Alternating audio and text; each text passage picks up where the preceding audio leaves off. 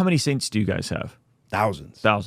What do you make In fact, there are many who we never even know about. So we have the ones that have been revealed to us and written down, and their lives have been recorded. What do you make of the passages that seem to hint at a priesthood of all believers, as we see in 1 Peter? That exists. Or us Christians being referred to as saints. Yeah, St. Paul does it right there in the epistles. Yeah. Right. So the saint just means holiness. Right. So, but there seems to be a separate. Yes. So we use the term saint in a way that they've been recorded and revealed and celebrated, and God has revealed them as special and His friends. Mm-hmm. But there are many others. Do they have to have miracles like in the Catholic tradition? I would say that that's a sign of God's presence. So does it have to be there? We don't really have those kind of like, you don't have those hardcore parameters. Like have to. We're not legalistic, but does it almost always happen? Yes. Okay. So help me understand the role of icons in the saints, right? So Protestants struggle with veneration of icons in saints or in Orthodoxy. Some viewing them as potentially idolatrous, which is, we can talk about that. I'm not really interested too much in that because my position is like, man, if I love the icons, I love the art, I love you guys' engagement with beauty and engaging the gospel in pictures. Basically. Yeah, and I think there's been a practical utility of it throughout church history. I'm not one of those Protestants that's like, no, icons didn't exist in the first century. Like I think there's precedent there to say that there was icons and images used. But there does seem to be a tension in terms of that line between reverence and idolatry, and where is that line? Items and bones of apostles and relics and that sort of stuff. And then the Second Nicene Council, and I want to hear if you can help me understand like that specific word of anathema. Yeah, right? What does it mean? What does anathema mean? What does it mean, and who does that apply to? Meaning, I have no problem with you guys venerating the saints, and if you guys want to bow to some of the pictures, like cool, I don't know, like if I would bow to the pictures, but I'm not mad at you for bowing. I don't think you're worshiping idols if you bow to a picture. Yeah. I've seen people kiss pictures. I go, oh, okay, and then my buddy Neil will go, hey, well, we kiss everything. It's like kissing a picture of your mother. We kiss each other all the time. Yeah, you kiss each other all the time. Okay, fair enough. On the cheek. Yeah. So I'm not. So I get it. I get there's a cultural level to it. But if I go, that's fine for you guys. I'm not mad at you guys. I actually love it. I love the art. I think it's beautiful. Yeah. But I'm not going to partake in that practice. So am I then anathema? And it was that with the Second Nicene Council. Let's go back to the context of the council. Okay. All right. So we had an idea put forward by those who were promoting iconoclasm. In other words, smash the icons, destroy the icons. And that was a political thing, right? It was partly political. It was partly influenced by Islam most likely. In other words, Judaism and Islam are iconoclastic. Yes. Right? So I think that there was, I don't know if we have proof, but there's a lot of speculation that the emperors and were influenced by that. Mm-hmm.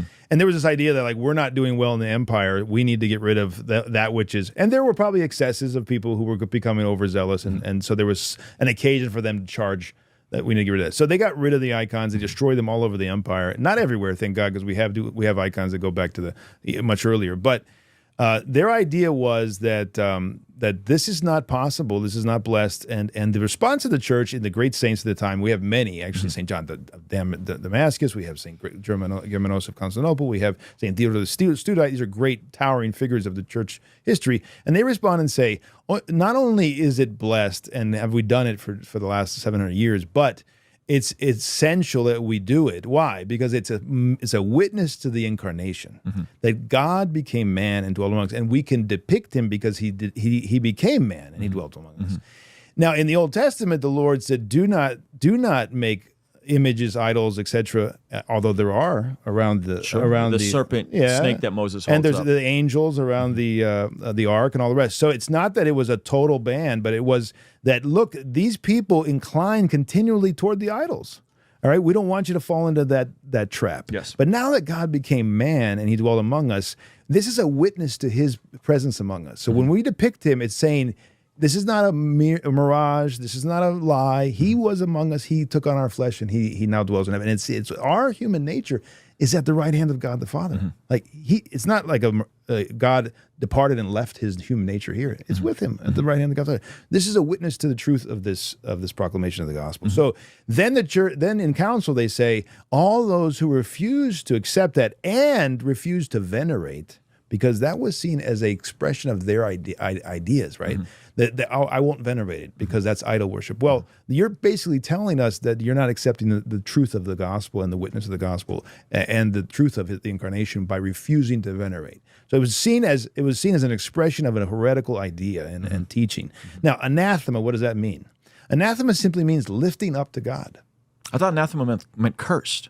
That's what people interpret it as, but the etymology of the word is not cursed. The etymology is that this person, Paul uses it in as well. He talks about he's going to leave him to Satan. He's going to lift him up, he's going to put him outside the church, because now they're no longer listening to the church.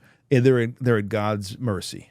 And so anathema is let them be anathema. Let them be separated from the body of the church because they don't listen to the church. They don't obey the church.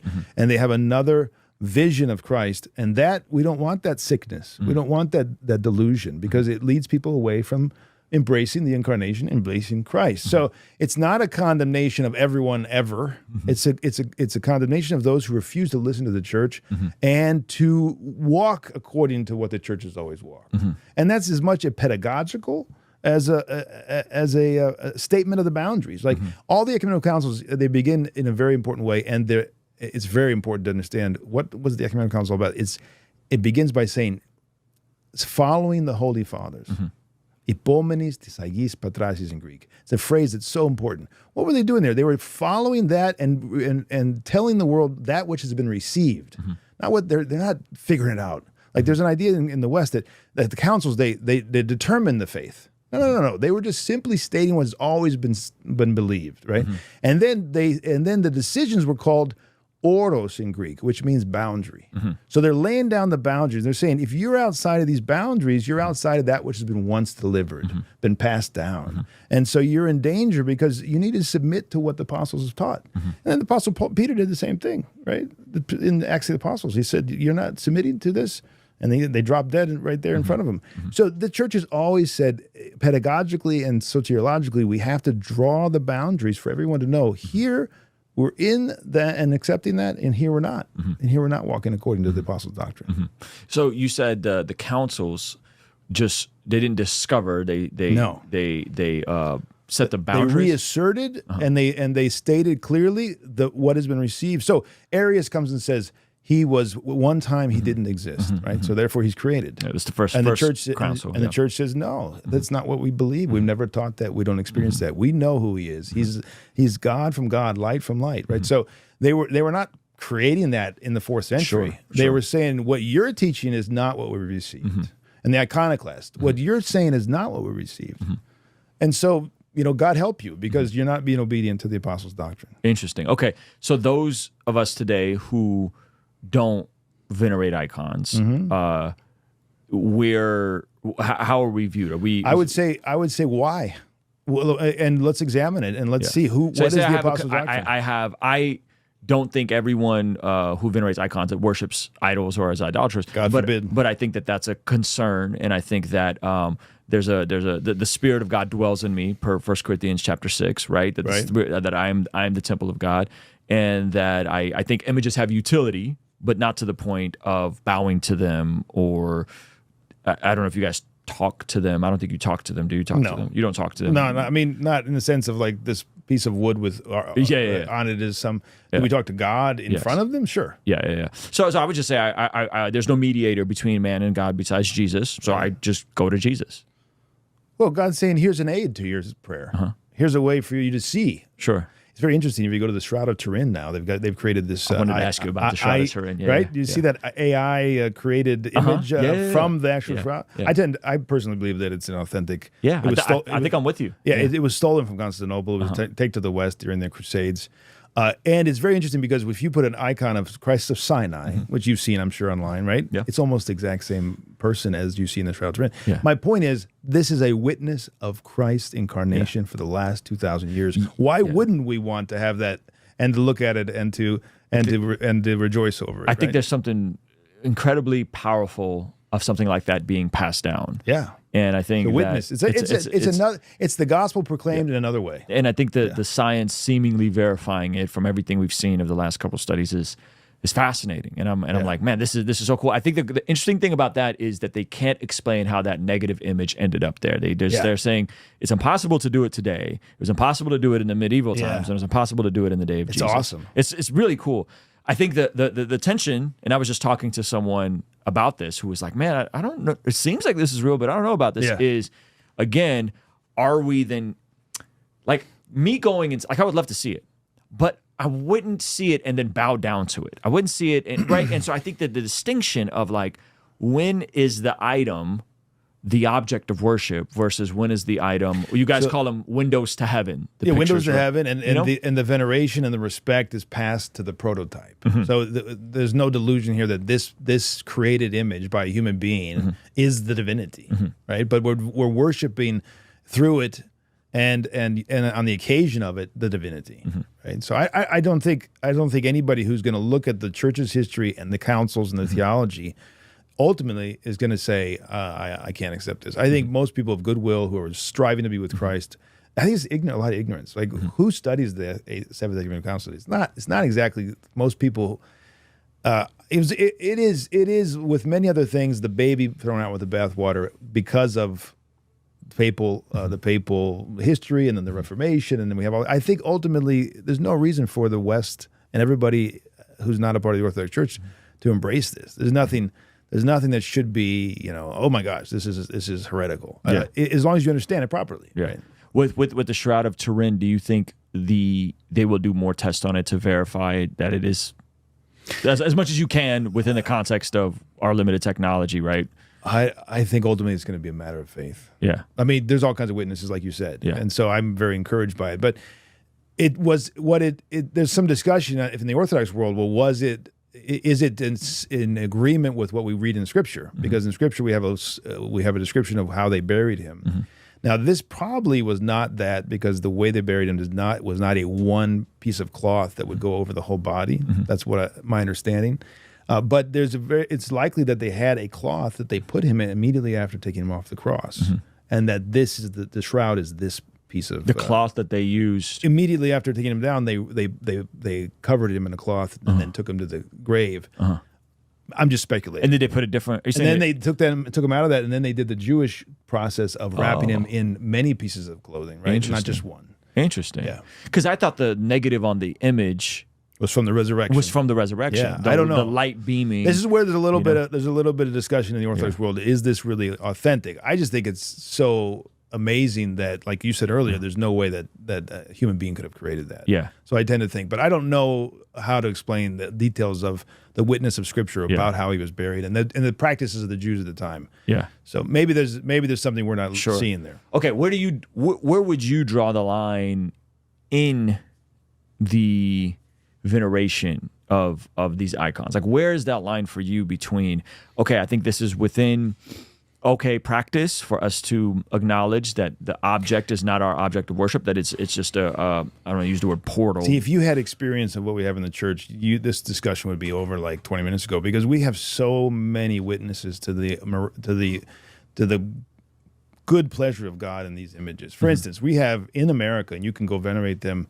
They come often from there's one in Hawaii, there's one in Pennsylvania, myrrh gushing icons, like icons of the Mother of God with Christ, and there is myrrh coming out of them continually. It's absolutely impossible to explain scientifically, and it fills up like bowls of myrrh, and so we have so many witnesses that God is. I'm not denying those things exist. Yeah. I'm talking about in the heart of the person. So where does he end up being an idolater or something? Yes. Well, I think it would be, frankly, pretty hard to imagine in the Orthodox Church somebody being like that. But I guess they would have to lose sight of the person of divinity and treat this thing like a what do they call it, a talisman or something. They'd have to have it end in itself. They would have to make the icon an end in itself and make it magical and treat it like something that's autonomously,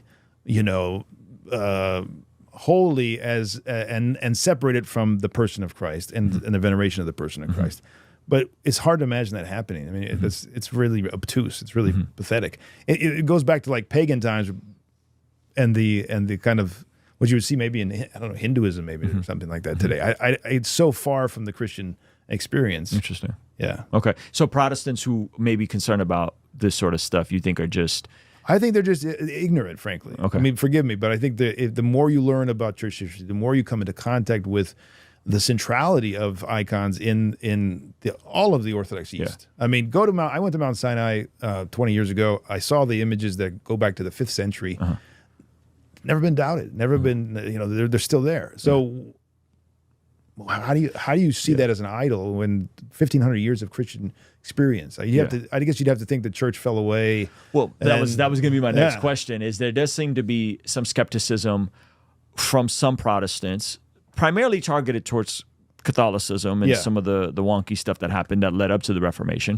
That as the church went from being this minority group that was persecuted to then now the whole it's legalized. Pagan, and then all of a sudden now it's not just legalized. Now it becomes the religion of Rome. So the church actually reacted to some of those temptations. Okay. And that's when monasticism flourished in the desert. Okay. So the great saints, and ever since, the church has really been, the core of the church has been the monastic life. Okay. The ascetics in the desert and on Mount Athos. So there was an answer to that, and the church did not succumb to those kind of that kind of perversion into worldliness and make it into a state religion and all the rest. If you mean the Orthodox? Yeah, the church at the time, the one church. I mean, there was before Oriental / now Chalcedonians, before the schism. So it's all the Christians of the world. They responded to those temptations and those provocations that would come about with a worldliness that came, right? But do you think there was ever a time where Christianity was used as a means to leverage political power to help people assimilate, help the pagans assimilate and continue using some of their imagery, some of their we actually threw down buildings. temples. I mean, today they're accusing the Orthodox ascetics of the day. I mean, there's all throughout the lives of the saints in the 4th century. They're going into pagan temples, they're throwing down the idols. They're being martyred by the pagans, the emperors at the time. Today the enlightened woke kind of academic establishment, it says that we were intolerant of religion at the time because we were throwing down pagan temples. So there was a cleansing that happened. Yeah, absolutely. Okay. Absolutely. But so from your vantage point, you don't ever see a time where the church became too powerful. Okay, co-opted. Church was co-opted many times by worldly emperors and people, but the church fought against it. I mean, iconoclasm is the greatest example. The church suffered under those emperors and rejected them. And we have martyrs, we have confessors, we have people whose eyes were poked out, we have people who were branded. There's tons of examples of the church in a very healthy way resisting that worldly temptation of being co-opted by the worldly powers. Constantine's sons were Arians. The church fought against him. Was Constantine, do you think, a legitimate convert? Yes, I do. You think he was? Yes, but there was a lot going on there. It would take a lot to unpack, but there was a lot going on there in terms of his. He turned the whole empire around. I mean, it's an amazing thing. Constantine's one of the greatest and most amazing examples of somebody who made it possible for us to do mission to the whole world at that time. I mean, the church sent missionaries down to Ethiopia, down to Arabia. They went up to over to the Far East. They went toward the Persians. That was because of the change of Constantine. So I think people need to see it maybe more spherical. And I think part of it's they're looking for a justification, right? They're looking back in history. They're trying to justify the Protestant Reformation, and they want to find in time. Well, we have to explain and give an answer why we didn't become Orthodox. Why we rejected the papalism, but we didn't become Orthodox. Well, I think there was, from my understanding, reading some of these letters amongst Protestants, there seems to be a lot of affirmation of Orthodox folks, and making Lutherans room, at the time. Making room for them. While it seems like the Orthodox and the Catholics may not have gotten along, or may have not viewed Protestants as valid, there seems to be that's always been something that Protestants have extended to Orthodox. There's been a lot of positive. One of the great scholars of the Roman Empire, Stephen Runciman. I don't know if you're familiar with the book he's written, The Great Church in Captivity. He says, after all of his research, he remained an Anglican. He never became Orthodox.